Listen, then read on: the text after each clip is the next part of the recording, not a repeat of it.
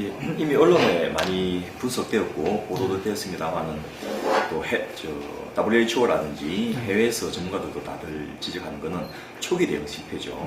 예를 들면 초기 평택 성모병원에서 확진자가 발생했으면 그 사람들을 이동 못하게 막는다든지 또 그 사람들에 대한 또 의료인들을 접촉한 의료인들에 대한 격리 조치를 한다든지 이런 것이 돼야 되는데 뭐 알아서 나가라 이렇게 말도 안 되는 그 명령이 내려졌고 지금 당당 병원에서는 우리는 격리를 제안을 했는데 질병관리본부에서 그걸 막았다라는 뭐 이런 식의 공방이 시작됐는데요. 서로 지금 진실 게임이 됐대요. 예. 그리고 2차로 그 사람이 삼성의료원에 갔을 때 삼성의료원에서 그 자기 병원에 왔다는 걸 숨기지 않고 또 의료인에 대한 안전장치라든지 환자에 대한 경고 조치라든지 이런 걸 해서도 막을 수 있었고 또 그렇게까지 박원순 시장이 이제 나서가지고 그 문제 삼기 전까지 얼마든지 초기 단계에 막을 수 있는 데가 여러 번 있었는데 안 했다는 거죠. 그리고 지난 사스 때와 비교하면 아주 초기부터 군부대를 투입한다든지 국방부의 그 의무사령부라는 데가 바로 이런 생물안전 이런 데 대응해서 만들어진 전문 인력들이 있거든요. 또 그것을 위해서 이 준비된 장비들도 있고 아마 그 기억하시는지 모르겠습니다만 사스나 AI 때는 그 초기에 외곽 경비에 군인들이 투입되고 왜냐면 국립의료원에 환자 오는 것을 지역 주민들이 막 반대했었어요. 국가 전체 공익을 위해서 필요하다 해가지고 그 총을 들고서 이렇게 경비를 하면서 그걸 가동을 시켰거든요. 그런데 이번에는 그런 아주 초기 대응들이 전부 하나도 작동 안 했던 게 좀 신기하게만큼 이상한 일이고 마치 세월호 사태 때 각각의 프로세스에서 하나도 브로킹이 안 돼서 그렇게까지 대참사가 일어날 확률이 수십만 분의 1인데 그런 일이 현실을 벌어졌지 않습니까? 이번 메르스 때도 비슷한 일이 벌어진 게 아닐까 싶습니다.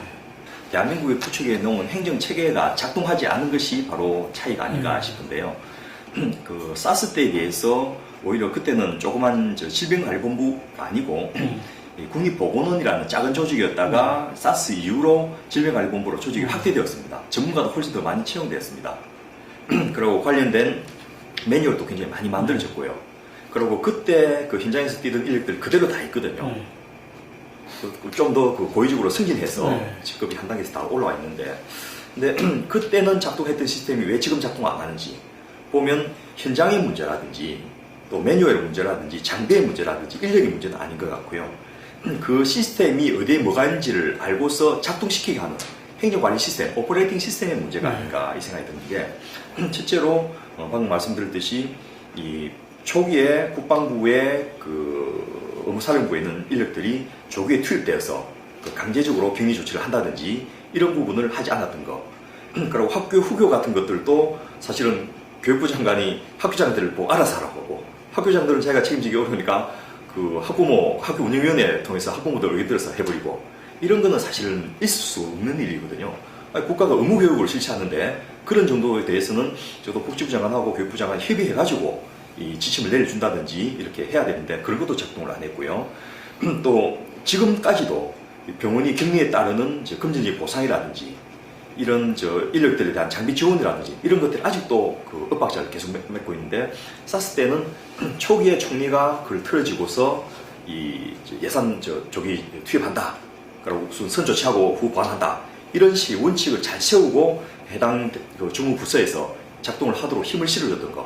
이런 것들이 문제가 아닌가 싶고요. 특히 최근 국제적으로 망신을 당하고 있는 이 우리나라에서 들어온 사람뿐만 아니고 나가는 분들에 대해서 이 메르스 위험 있는 분들 통보를 안 해줘가지고 이 중국 상해에서 무슨 한국 관광객들 거부한다든지 이런 일도 있었고 주한 외교사절들을 불러가지고 설명한 게 한참 뒤에거든요. 그러니까 자국민을 보호해야 될 외교사절 입장에서는 황당한 거죠. 중앙정부에 문의를 해도 답을 안 하고 외교부는 자기가 모르겠다고.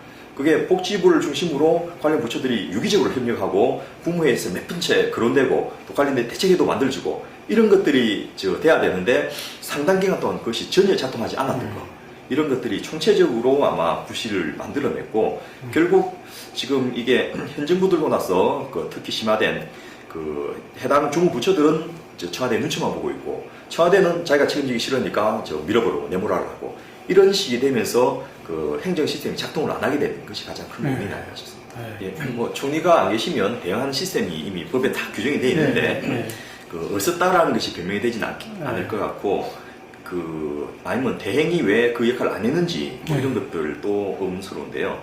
일단 자꾸 지금 문제를 해당 병원의 잘못, 그 다음에 그 질병관리본부에 있는 현장 실무자의 잘못 이렇게 몰고 가려고 하는데, 물론 실무자가 강하게 어필하지 않은 것 이런 것들은 나중에 규명이 돼야 되겠습니다만은, 제가 알기로 거기 현장에 계신 실무자들이 그 학력이나 또 경험이나 이 지식 수준이나 트레이닝 과정이 뭐 그렇게 무식하게 그 대응을 못할 만큼은 아니었던 것으로 생각되는데요.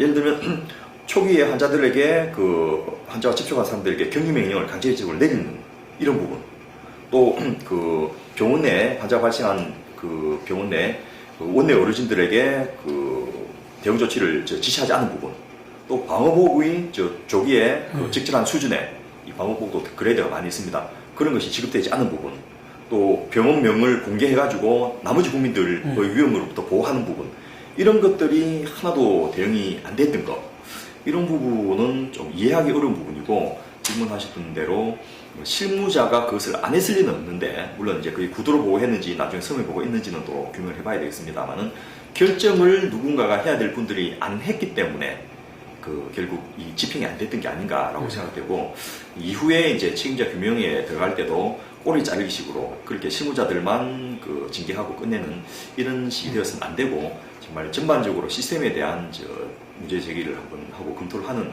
그런 기회가 돼야 될 것 같습니다.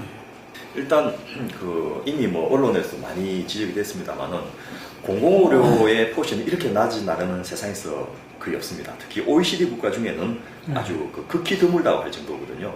가장 자유방임적인 의료 제도를 구축하고 있는 미국이나 일본 같은 경우에도 적어도 한 36% 내지 40%가 넘어가는 수준인데, 우리나라는 병실 숫자로서는 한 12% 되고요.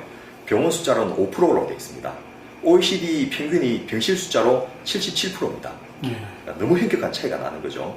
그래서 양적으로 이런 공익적인 역할을 할 공공병원이 적었기 때문에, 민간병원은 수입을 목적으로 하는 그런 병원이 대부분이지 않습니까? 그러다 보니까 이런 사태에서 제대로 대응 못하는 측면이 있는데요. 또 하나는, 그럼 지금 현재 기존 있는 공공의료가 제대로 작동하느냐, 질적인 문제도 같이 저는 이번 기회에 검토가 돼야 된다고 생각하는데, 예를 들면 대학병원들은 마른 특히 국립대학, 지금 11개 국립대학 병원들은 마른 공공병원인데 이번 사태에 있어서 과연 공공병원적인 역할을 했는지, 이런 것들을 둘러볼 수 있고요.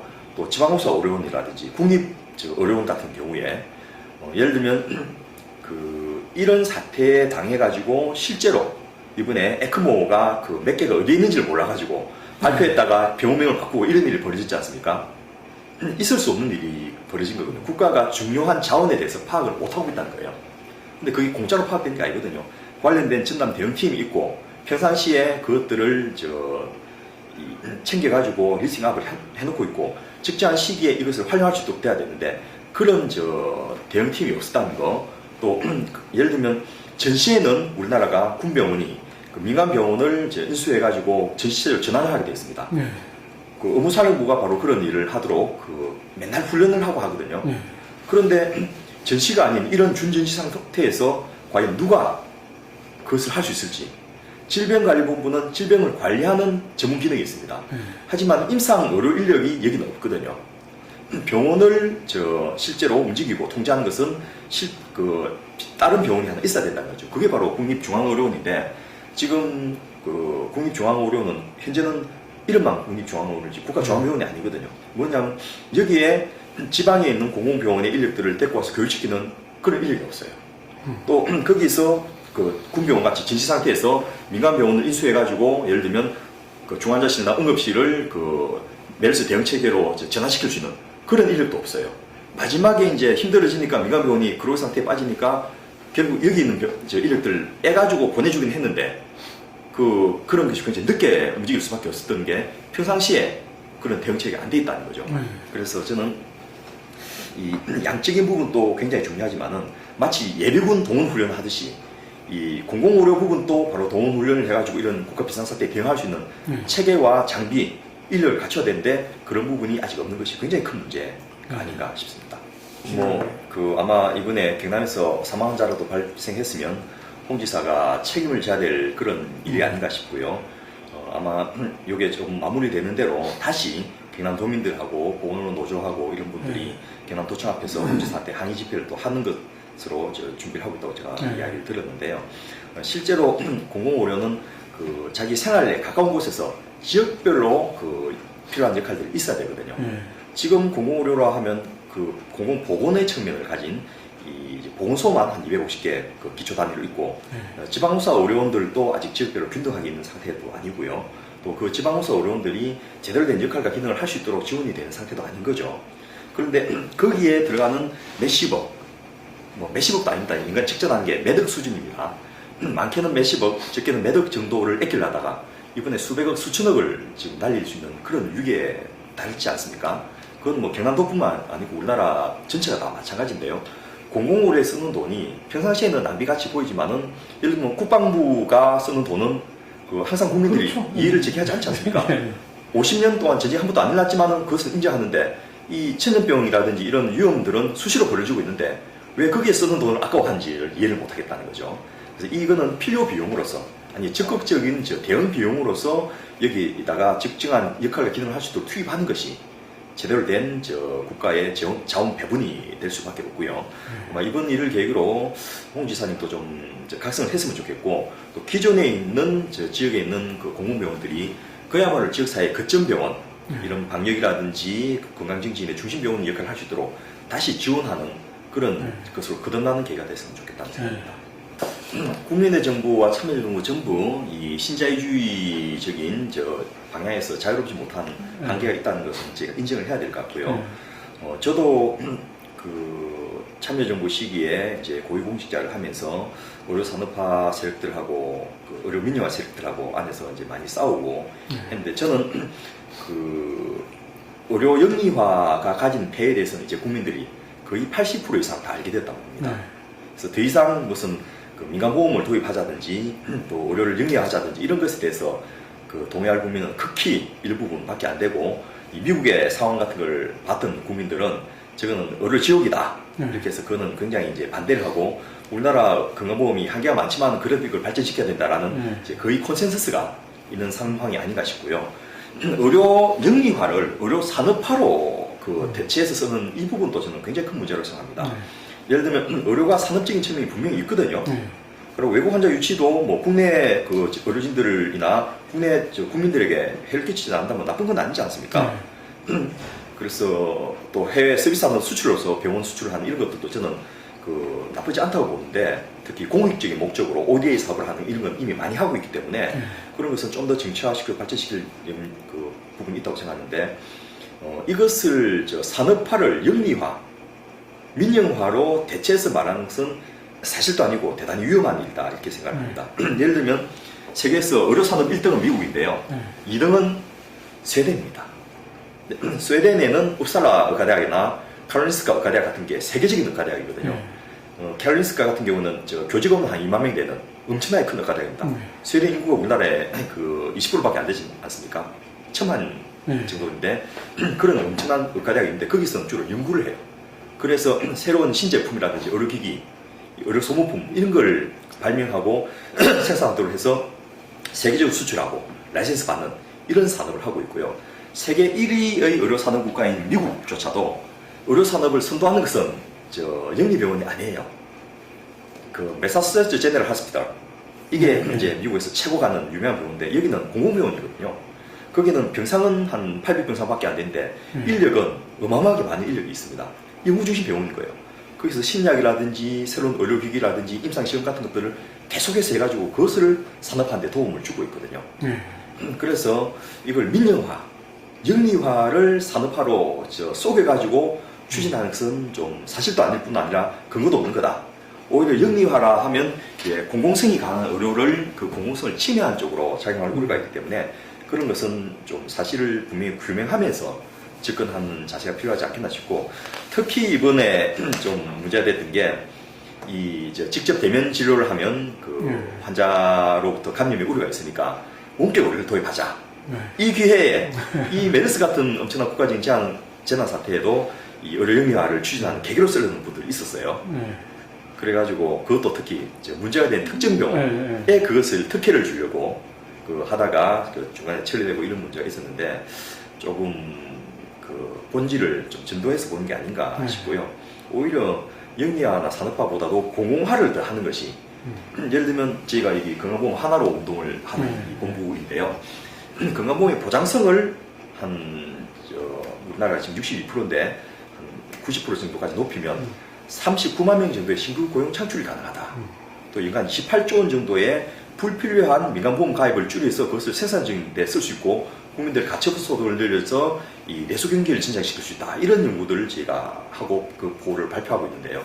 바로 이런 의료의 공공화를 하는 것이 훨씬 고용을 더 많이 하고 산업을 발전시키는 데 도움이 된다라는 것이 외국에서 알려나 제 연구의 결론이나 마찬가지로 나오고 있습니다. 더 자세한 거는 이 조사를 하고 아마 이 부분에 대해서는 책임 규명을 확실히 해야 될 부분인데요. 말씀하신 대로 첫째 이해가 안 되는 것들이 너무 많더라는 거죠. 그런데 돌이켜보면 그럴 수도 있겠다라는 짐작이 되는 것이 삼성의료원은 소속이 삼성공익재단입니다. 삼성공익재단 이사들이 과연 공익적인 이사들인지는 제가 좀 의문을 가지는 게 이 기업의 경영 성과를 중심으로 그 판단하는 이 이사회에서 삼성의료원장님도 그 삼성의료원의 평가를 공익성을 얼마나 많이 했느냐로 받기보다는 얼마만큼 수익성을 높였느냐로 그걸 효율성이라는 이름으로 평가를 아마 받게 되는 상황에서 삼성병원은 공공병원이 아니지 않습니까? 그러면 이것을 방지하고 확산하는 것의 책임은 그 1차적으로 삼성의료원 책임이 아니고 국가의 책임이다. 그래서 뭐 삼성이 돌린 게 아니고 국가가 돌렸다 이렇게 이야기하는데 그 지금 삼성의료원에 있는 제 동기들이나 친구들도 있습니다만은 첫째 그 민간병원이 가지는 한계성이 드러난 것이 아닌가. 두 번째로 영리 중심으로 병원을 경영하는 것의 한계성이 그 환자가 발생해도 그걸 숨기고 심지어는 그 병원에 근무하는 의료진들한테조차도 옆 침대에서 환자가 발생했으면 그 옆으로 지나가면서 진료하는 의료진이 실제 감염됐지 않습니까? 그분이 1,500명 재개발조합에 가가지고 그들이 그 위험 때문에 경고도 하고 했는데요. 당사자는 억울한 측면이 있겠습니다만은 분명히 그분은 피해자예요. 박원순 시장이 공개해서 피해자가 된 게 아니고 삼성의료원에서 그분에게 정보를 제공을 안 해준 것에 따라서 본인이 그 피해를 본 거거든요. 아마 삼성에 노조가 있었으면 이거는 사측에 소송을 제기할 그런 사안이죠. 지금 이게 명백한 주의 업무 불성실이거든요. 그런 것들을 안 했던 측면에 있어서 공익병원이 아닌 민간병원이 가지는 한계성들을 여실히 드러냈고 아무리 그렇다 하더라도 그렇게 거대 병원이 뭐 환자가 떨어지고 우려해가지고 병원을 폐쇄를 느리게 하고 끌렸다든지 또 병원 이름 알려진 것을 막아달라고 뭐 질병관리본부나 복지부 요청했는지 이런 것들은 조금 이해가 안 되는 부분이에요. 그래서 그거는 규명을 할 필요가 있는데 나타난 행태로 볼 때는 아마 이런 한계성을 여실히 드러낸 게 아닌가. 그래서 이재용 부회장이 그 사과를 한 것으로 끝날 것이 아니고 아예 시스템을 바꾸고 평가 기준을 바꿔줘야 돼요. 삼성의료원에 대한 평가는 얼마만큼 공공적인 역할을 했는지로 평가하게 되면 달라질 수 있을 겁니다. 삼성의료원에 굉장히 우수한 인재들 많고 좋은 장비들이 많거든요. 아까 말씀하셨지만은 지방에서 환자들이 올라오지 않을 수 없을 만큼의 그런 기술들이 있는 거예요. 자기 생명은 하나니까 그 시간 들고 돈 들고 올라올 수밖에 없는데 그러면 이쪽에서 그 나쁜 쪽으로 환자를 퍼뜨리는 역할을 하는 것이 아니고 조기에 환자를 막을 수도 있는 기회가 있었는데 그것을 발휘 못했던 것은 결국 이제 의료가 가지는 공공성 부분이 반영 안 됐기 때문이고 이런 부분은 좀 앞으로 규명도 되고 또 보완이 돼야 될 부분이 아닌가 이렇게 생각됩니다. 지금 이제 보건복지상위에서 그 메르스 특위를 운영하고 있고 또 관련된 몇 가지 법안이 이미 제출되고 있는 것으로 제가 알고 있는데요. 예를 들면 전염병 예방 및 관리에 관한 법률 개정안도 나와 있고요. 또 지역보건법 같은 것들도 개정이 나와 있습니다. 그 수십 가지 법안이 아마 동시에 이번 정기국회 때 심의가 될 것으로 예상되는데 첫째는 주무 실무 부처에서 이런 명령을 내릴 수 있는 권한을 부여받는 것. 그리고 두 번째는 그 권한에 따르는 인력과 예산을 동원할 수 있는 이런 시스템이 갖춰지는 것. 예를 들면 민간병원을 폐쇄한 민간병원에 대해서 손해를 보전해줘야 되거든요. 그거는 그 민간병원이 잘못이 아니고 그 전체 공익으로 해서 그 문을 닫는다든지 폐쇄한다든지 외래를 못 보게 한다든지 이렇게 한 거지 않습니까? 근데 그런 것에 따르는 규정이 아무것도 없다는 거죠. 아마 이번 사태 끝나고 나면 그 상호 간에 이 소송전이 많이 벌어질 것 같아요. 이미 건국대병원이 직원 급여를 20% 삭감한다 이렇게 발표했는데 거꾸로 건대병원 노조는 건대병원 사측에다가 당신으로 인해서 우리가 위험에 빠졌으니까 또 과로했으니까 이것에 대해서 보상을 해달라고 또 소송을 제기할 수 있을 거예요. 그런 식의 사태들을 가지 않기 위해서 또 민간 병원들이 정부의 지시에 따라서 문을 닫고 적절한 조치를 하기 위해서도 또 예를 들면 공공병원의 인력을 민간병원에 투입하고 또 민간병원의 인력을 필요한 전문 인력을 뽑아가지고 그 필요한 곳에 투입하기 위해서도 관련된 법률들이 정비가 되는 것이 1차적으로 돼야 되고요.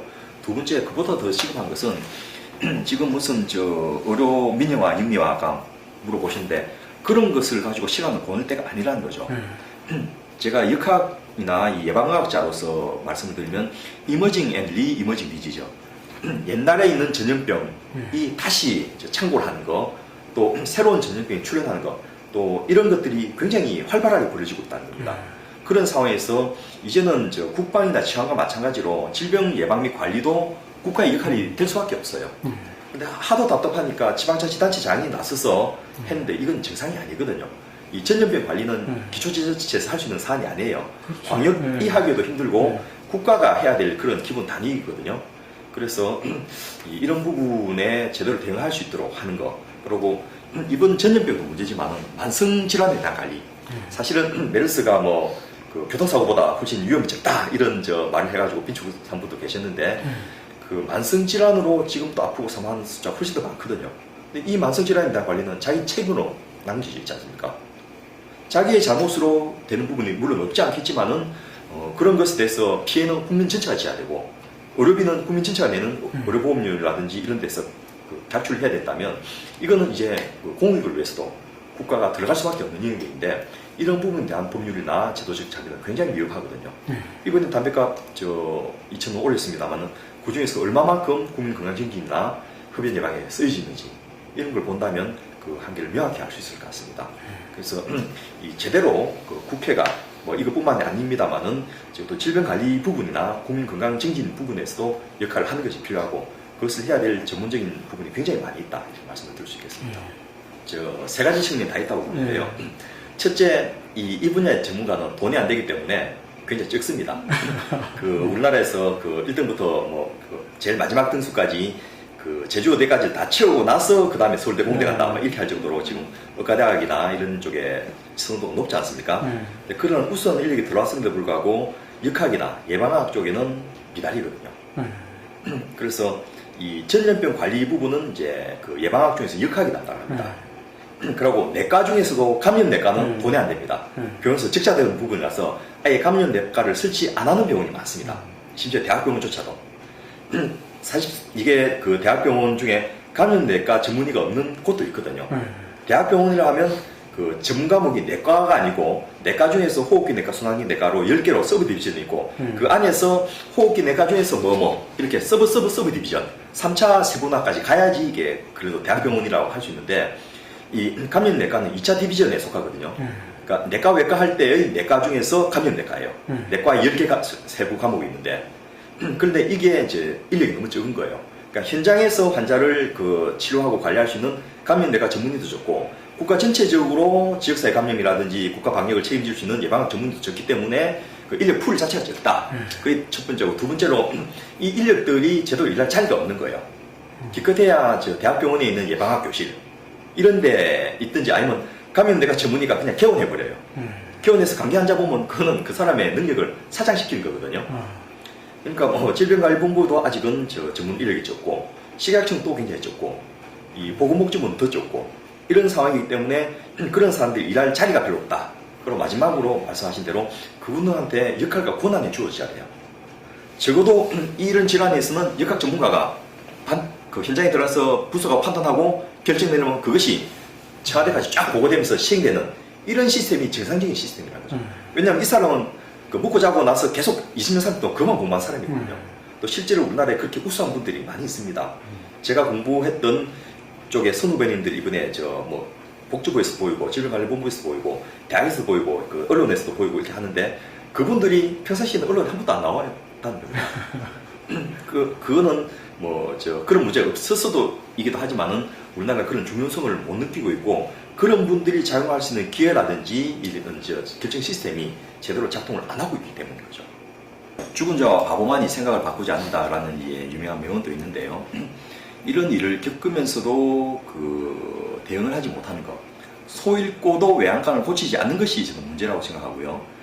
이것을 예를 들면 세월호를 겪고 나서 이 국가안전처를 설치하면서 그 안전 시스템을 재점검하자고 했지만은 이번에 전혀 작동이 안 했다는 것이 드러났지 않습니까? 네. 결국 소 잃고 외양간을 고치지 않은 거거든요. 고치지 않으면 이거는 계속 나락으로 갈 수밖에 없고요.